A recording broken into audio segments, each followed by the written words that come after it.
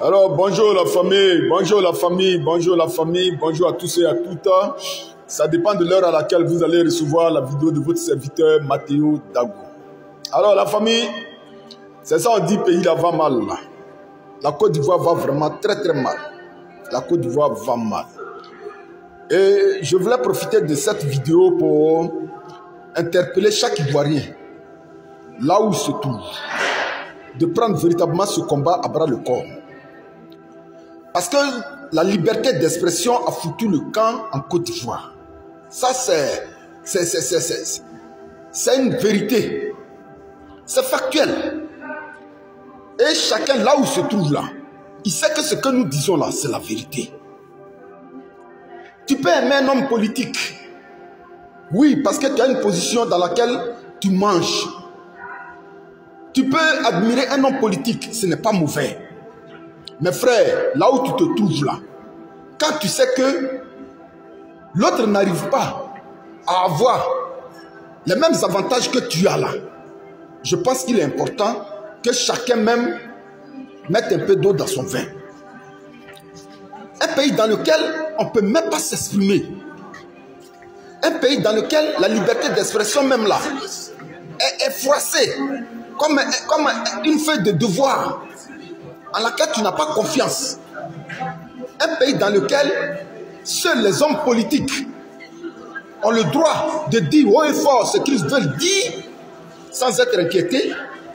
Mais quand il s'agit du citoyen lambda, alors là, la PLCC automatiquement va te rechercher, va t'appréhender et directement la prison. Vous voyez un peu les frères. Il faut que chaque Ivoirien sache que aujourd'hui là, son destin se trouve dans sa main. Parce qu'en réalité, ce que nous vivons en Côte d'Ivoire ici là, c'est une minorité qui a pris le pays en otage.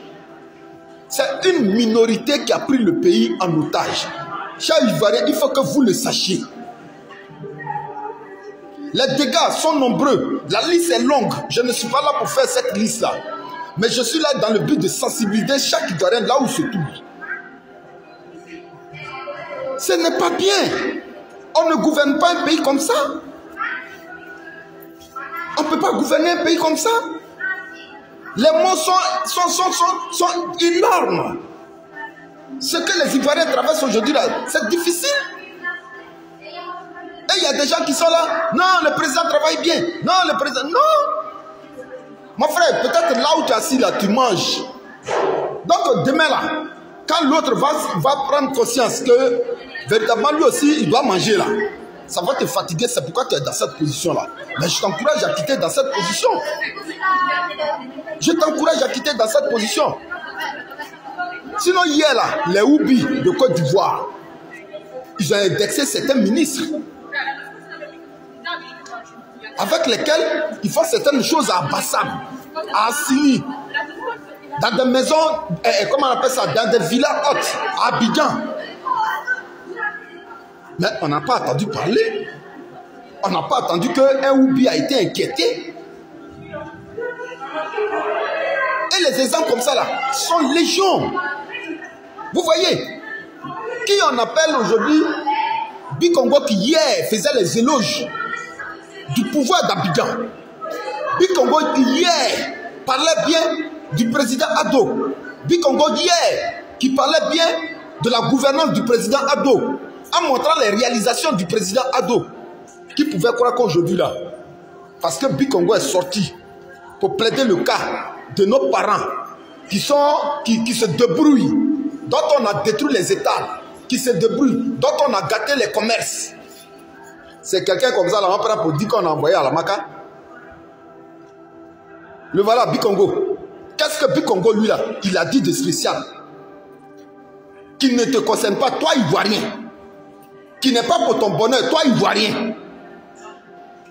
Pourquoi aujourd'hui là, on puisse le récupérer, le prendre et le jeter à la Maka? Bikongo ne mérite pas la Maka. Soyons sérieux. Soyons sérieux. C'est nous. On a mis Ado au pouvoir. Mais si aujourd'hui là, Ado lui-même, il est pris en otage par un groupuscule de personnes. Parce que je ne pense pas qu'aujourd'hui, l'âge que Ado a là, tous nos cris lui parviennent. Non. C'est un groupe de personnes qui est autour du président Ado qui prennent toutes ces décisions-là à pouvoir chiffonner les Ivoiriens. Qui prennent toutes ces décisions-là à pouvoir maltraiter les Ivoiriens. Mais c'est une vérité.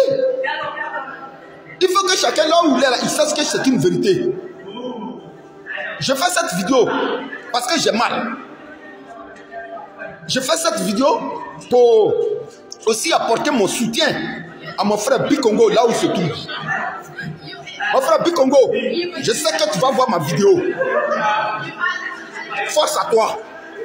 En tout cas, force à toi. Tu as mené le bon combat. Et c'est pourquoi nous appelons aujourd'hui les Ivoiriens à sortir des organes, des émotions. Parce qu'il y va de la vie de chaque Ivoirien là où il se trouve. Il y va de la survie de chaque Ivoirien là où il se trouve aujourd'hui. Donc aujourd'hui là, s'il y a un groupe d'Ivoiriens qui sont, comment on appelle ça, qui décident d'être encore à la traîne, il faut qu'ils se réveillent. On vous encourage, allez-y, vous faites enrôler, vérifiez sur les listes électorales que vos noms figurent véritablement et que vous pouvez voter. Parce que le destin de la Côte d'Ivoire, le destin de chaque Ivoirien aujourd'hui là, se trouve dans sa main. Se trouve dans sa main. Et c'est une vérité. C'est une vérité. Le président Ado atteint maintenant un certain âge qui ne lui permet pas de maîtriser tous les contours. Au moment où le président Ado travaillait, le président Félix Houphouët-Boigny, il était encore frais. Mais les années sont passées. Le vieux est pris aujourd'hui en otage. Chers frères ivoiriens, réveillez-vous. Réveillez-vous. Avant, là, il n'y avait pas les réseaux sociaux pour sensibiliser. Mais Dieu nous a fait grâce aujourd'hui. Nous sommes à l'ère du numérique, à l'ère des réseaux sociaux. Ce que nous disons là, c'est une vérité. C'est une vérité. Pour chaque Ivoirien, là où il se trouve, c'est une vérité. Il faut qu'on se réveille. Sinon, c'est comme Bikongo a dit là, c'est ce que tout le monde dit à longueur de journée. Même les hommes politiques qui passent sur les chaînes de télévision qu'on invite là, c'est ce qu'ils dénoncent toujours. Le président Laurent Gbagbo, même souvent même là, il le dit aussi. Mais pourquoi ces hommes politiques là, aujourd'hui là, on ne peut rien leur faire? Et que c'est nous les citoyens lambda là. Quand nous sortons, pour le dire, je prends le cas par exemple de Puchéry Balé, qui est tout le temps inquiété, qui est tout le temps menacé. Mais c'est nous le peuple qui souffrons. C'est nous le peuple qui souffrons. C'est nous le peuple qui souffrons. Sinon, à faire des oubis là, ça allait où? Ils ont fait quoi à un oubi en Côte d'Ivoire? À faire des Libanais là, ça allait où? Bien au contraire, le Premier ministre même allait donner la clé de la ville d'Abidjan au président du Liban. Ça veut dire tout simplement que ce que nous en tant qu'Ivoiriens, nous avons voté, ceux à qui nous avons placé toute notre confiance aujourd'hui là, ils ne nous regardent pas. Ils ne savent même pas si nous existons. Ils ne savent même pas comment nous vivons. Ils ne savent même pas comment nous souffrons. Ce n'est pas leur problème. Ce n'est pas leur problème. Donc à chaque Ivoirien, là où il se trouve là, c'est de mener le combat noble. Le combat de la survie de toute la Côte d'Ivoire. Et non de dire que non, ça c'est une histoire des opposants. Dès que tu dis quelque chose qui va à l'encontre de comment on appelle ça, de la gouvernance du président Ado et de ses ministres nets là, tu deviens automatiquement la cible de certains Ivoiriens, non seulement des hommes politiques qui sont au pouvoir, non seulement du PPL. Ceux-là, non, faut pas, on va se fatiguer à ça. Parce que ceux-là même là, je ne sais pas quel organe qui est là, qui uniquement est là pour nous traquer. On dirait des bandits. Sinon, c'est la même chose, on dit toujours. Hein. Alors, face à toi, mon frère Bikongo, là où tu te trouves là, j'espère que tu as mené le bon combat. Nous autres là, moi aujourd'hui là, même si le pouvoir d'Abidjan envoie quelqu'un pour venir me prendre dans mon village où je suis aujourd'hui là, je serai heureux. Parce qu'au moins, j'ai dit la vérité. J'ai dit la vérité qui est importante pour les Ivoiriens. Alors, force à toi, mon frère Bikongo, et que là où tu es, Dieu te garde. Bonne journée.